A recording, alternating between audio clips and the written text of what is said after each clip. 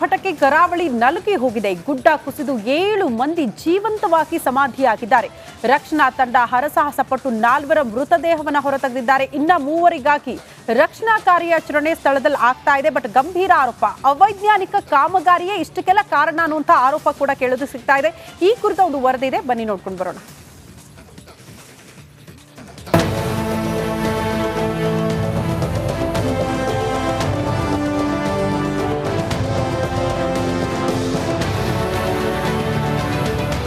ದುರಂತ, ಮಹಾದುರಂತ. ಉತ್ತರ ಕನ್ನಡ ಜಿಲ್ಲೆಯ ಅಂಕೋಲದ ಶಿರೂರು ಬಳಿ ಮಹಾದುರಂತ ಸಂಭವಿಸಿದೆ. ಮೇಘ ಸ್ಫೋಟಕ್ಕೆ ಏಕಾಏಕಿ ಗುಡ್ಡ ಕುಸಿದು ಬಿಟ್ಟಿದೆ. ರಸ್ತೆ ಬದಿಗಿದ್ದ ಅಂಗಡಿ ಮೇಲೆ ಮಣ್ಣು ಜರುಗಿದೆ.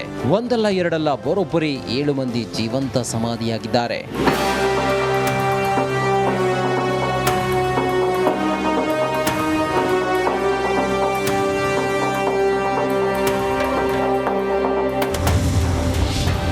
ಗುಡ್ಡದಡಿ ಸಿಲುಕಿ 7 ಜನ ಜೀವಂತ ಸಮಾಧಿ.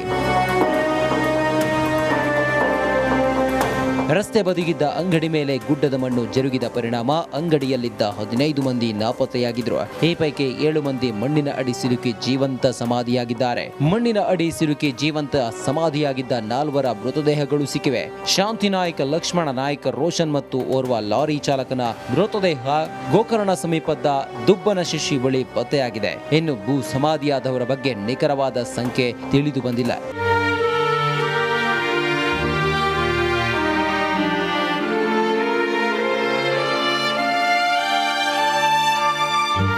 ಇನ್ನು ಮೃತದೇಹಗಳನ್ನು ಹೊರತೆಗೆಯಲು ಎನ್ಡಿಆರ್ಎಫ್, ಎಸ್ಡಿಆರ್ಎಫ್, ಪೊಲೀಸ್ ಹಾಗೂ ಅಗ್ನಿಶಾಮಕ ಸಿಬ್ಬಂದಿ ಹರಸಾಹಸ ಪಡುತ್ತಿದ್ದಾರೆ. ಆದರೆ ರಕ್ಷಣಾ ಕಾರ್ಯಕ್ಕೆ ನಿರಂತರವಾಗಿ ಸುರಿಯುತ್ತಿರೋ ಮಳೆಯೇ ಅಡ್ಡಿಯಾಗಿದೆ. ಘಟನಾ ಸ್ಥಳಕ್ಕೆ ಜಿಲ್ಲಾ ಉಸ್ತುವಾರಿ ಸಚಿವ ಮಂಕಾಳ ವೈದ್ಯ ಭೇಟಿ ನೀಡಿ ಪರಿಶೀಲನೆ ನಡೆಸಿದ್ದಾರೆ. ಈ ವೇಳೆ ಸ್ಥಳೀಯರು ರಸ್ತೆ ಕಾಮಗಾರಿಯ ಬಗ್ಗೆ ಅಸಮಾಧಾನ ವ್ಯಕ್ತಪಡಿಸಿದರು.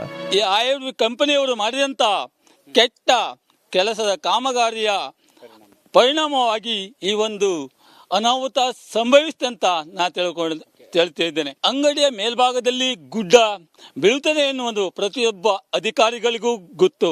ಅದೇ ದಾರಿಯಲ್ಲಿ ಪ್ರತಿಯೊಂದು ಅಧಿಕಾರಿಗಳು ನಡೆದು ಹೋಗುತ್ತಿರುವಂತಹ ಭಾಗ. ಆವತ್ತು ಅಧಿಕಾರಿಗಳಿಲ್ಲ, ಇವತ್ತು ಆತ್ಮ ಹೋದ ಮೇಲೆ ಅಧಿಕಾರಿಗಳ ಸಮೂಹ ಈ ಒಂದು ಅಂಗಡಿಯ ಹತ್ತಿರ. ಯಾಕೆ?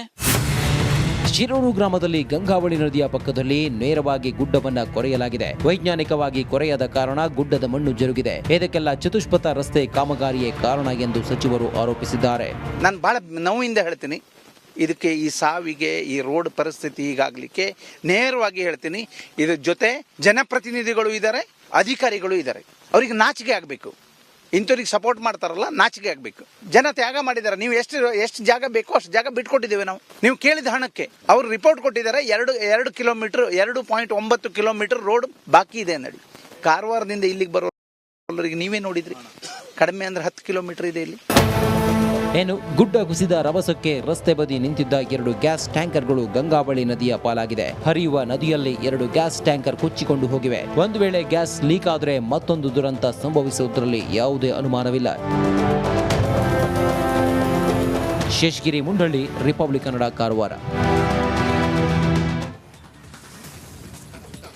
ನೋಡಿ, ಇದಕ್ಕೆ ಬೇರೆ ಬೇರೆ ಕಾರಣಗಳನ್ನು ಕೊಡ್ತಾ ಇದೆ. ನಾವು ನಮ್ಮ ಔಟ್ಪುಟ್ ಸದಾಶಿವ ಅವ್ರ ಹತ್ರ ಮಾತಾಡ್ತಾ ಇದ್ದೆ. ಅವ್ರು ಹೇಳ್ತಾ ಇದ್ರು IRB ಐಡಿಯಲ್ ರೋಡ್ ಬಿಲ್ಡರ್ಸ್ ಇದನ್ನು ಮಾಡ್ತಿರೋದು.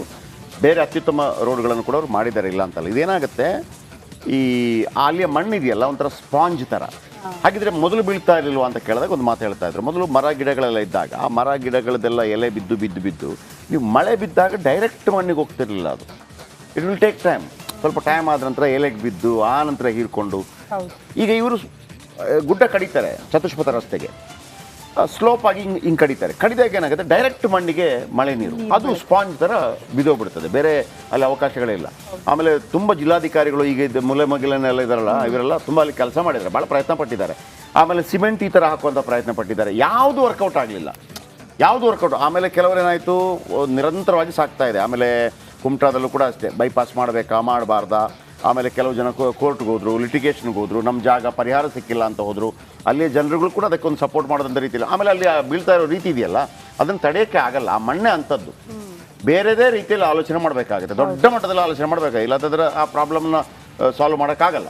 ಯಾಕಂದರೆ ಈಗ ಯಾಕೆ ಬರ್ತಾ ಇದೆ ಅಂದರೆ ಅದೇ ನಾನು ಹೇಳಿದ್ನಲ್ಲ, ನೀವು ರೋಡ್ ದೊಡ್ಡದು ಮಾಡಬೇಕು ಅಂತ ಹೇಳುವಾಗ ಗುಡ್ಡವನ್ನು ಕಡಿಬೇಕಾಗುತ್ತೆ. ಗುಡ್ಡವನ್ನು ನೀವು ಎಷ್ಟೇ ವೈಜ್ಞಾನಿಕ ಕಡಿದ್ರೂ ಕೂಡ ಆ ಮಣ್ಣೇ ಆ ಥರ ಸ್ಪಾಂಜ್ ಟೈಪ್ನ ಮಣ್ಣು. ಸದಾಶಿವ ಅವರು ನಮ್ಮ 5 ವರ್ಷಗಳ ಕಾಲ ಆ ಭಾಗದಲ್ಲಿ ಕೆಲಸ ಮಾಡಿದ್ರು. ಸೊ ಹಾಗಾಗಿ ನಾನೀಗ ಸ್ವಲ್ಪ ಅದರ ಬಗ್ಗೆ ಮಾತಾಡ್ತಾ ಇದ್ದೆ. ಆಮೇಲೆ ಒಂದು ಭಯ ಆಗ್ತಿರೋದು, ಒಂದು ಕಲ್ಲು ಇದೆಯಲ್ಲ, ಗಂಗಾವಳಿ ನದಿಗೆ ಒಂದು ಕಲ್ಲು ಬಿದ್ದಿದೆ. ಒಂದು ಆ ಗಂಗಾವಳಿ ನದಿ ಒಂದು 20 ಅಡಿಯ ಆಳ ಇದೆ.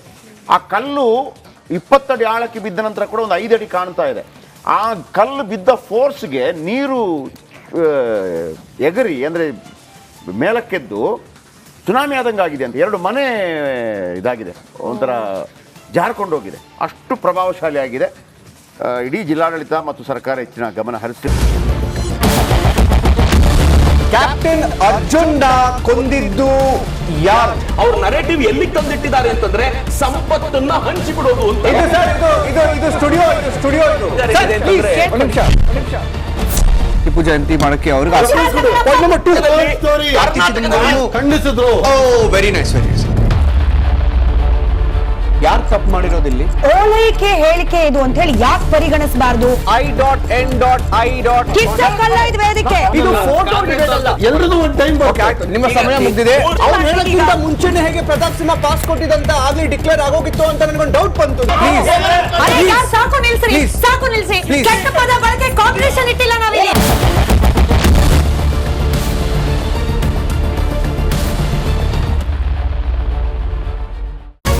ರಿಪಬ್ಲಿಕ್ ವರ್ಡ್ ಆ್ಯಪ್ ಇದು ಕೇವಲ ಅಪ್ಲಿಕೇಶನ್ ಅಲ್ಲ, ಸಮಗ್ರ ಸುದ್ದಿಗಳ ಸಂಪರ್ಕ ಮಾರ್ಗಕ್ಕೆ ಕ್ರಾಂತಿಕಾರಿ ಬದಲಾವಣೆ. ರಿಪಬ್ಲಿಕ್ ವರ್ಡ್ ಆ್ಯಪ್ ಕೇವಲ ಸುದ್ದಿ ಅಪ್ಲಿಕೇಶನ್ ಪರಿಚಯಿಸ್ತಾ ಇಲ್ಲ, ಬದಲಾಗಿ ಡಿಜಿಟಲ್ ಸುದ್ದಿ ಬಳಕೆಯ ಹೊಸ ಯುಗಕ್ಕೆ ನಾಂದಿ ಹಾಡ್ತಾ ಇದೆ.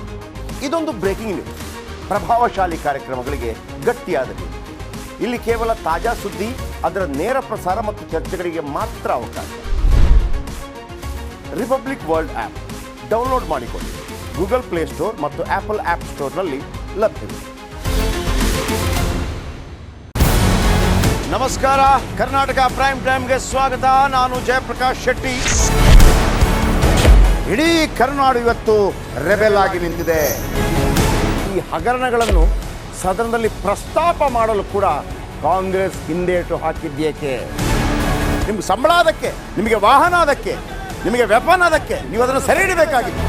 ನೀವು ವಿದ್ಯುತ್ ಬರ ಇದೆ ಅಂತ ಹೇಳ್ತಾ ಇದ್ದೀರಿ, ಎಲ್ಲಿ ಬರ ಇದೆ ನೀವು ಹೇಳಬೇಕು.